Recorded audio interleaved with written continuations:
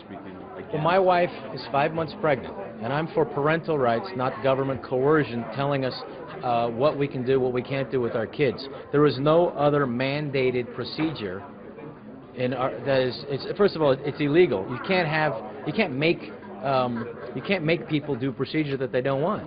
The parents have to be the ones who make the decisions for what's best for our kids. It can't be the government saying that. It's against the Nuremberg laws. I mean, it's ridiculous. And it's against the state constitution, and it's against their own bylaws here. I mean, I've been reading some legislation that was passed years ago about they used to do state sterilizations, and they thought that that was a good thing. You know, so you can't let the state make the decisions. The people have to decide, and parents have to decide, and that's why I'm here. You know, the idea that the state is going to tell me what I can do with my kids.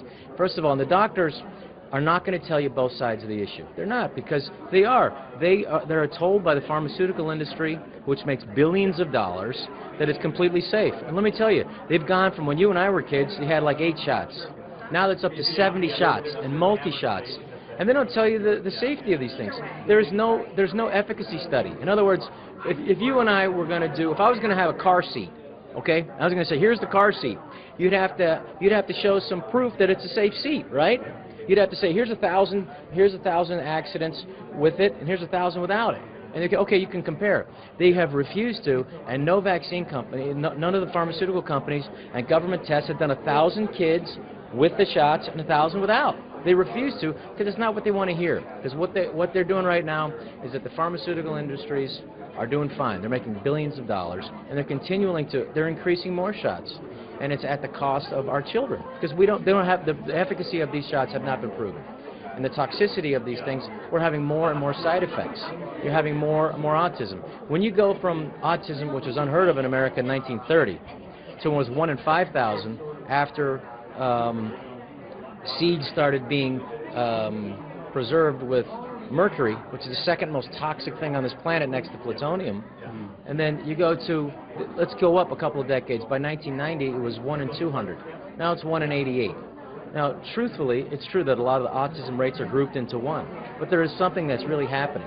And one of the most vulnerable things you can do to a child who doesn't have an immune system is give him a shot. And I'll just give you one example. You take the hepatitis B, okay? Now, hepatitis, you're only going to get that from drug use, and you're going to get that from intravenous drug use, and again from sexual contact. And yet, they won't let a baby out of the hospital unless insisting on getting the shot.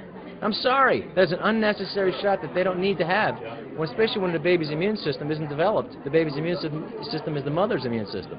So it is beyond ridiculous. It's criminal. And so here I'm up here, flying up here, to testify to this lunacy. And I can't believe that they're willing to continue this. And people have to stand up. I mean, that's the part about a democracy. People have to step up, and that's what I'm here to do today.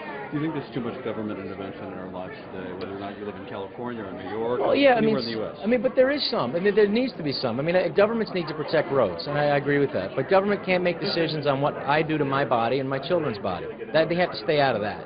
That's not something that's open for discussion. I got to make my choice, and I'm going to do what's best for my child. And to the idea that they're going to mandate that if I don't want to vaccinate my kid, they can't go to school unless they get a consent from a doctor. That's lunacy, because you're assuming that the doctor's going to show you both sides, that there's benefits and there are risks. And there's a great book for people to go and get. It's called The Vaccine Guide by Dr. Neustedler. Read that, and then become informed, and then you can make an educated decision, not a government mandate. And so I'm against this by Assemblyman Pan, is it? I'm not voting for Pan. I'm going to vote against him. He's up for election. Let me tell you, I'm going to be up here, and I'm going to campaign against you, okay? It's for you putting a bill that's against parental rights, and I'm going to make sure you don't get reelected. Have you spoken before the...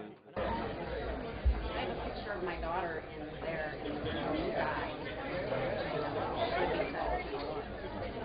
That's why I'm here. I haven't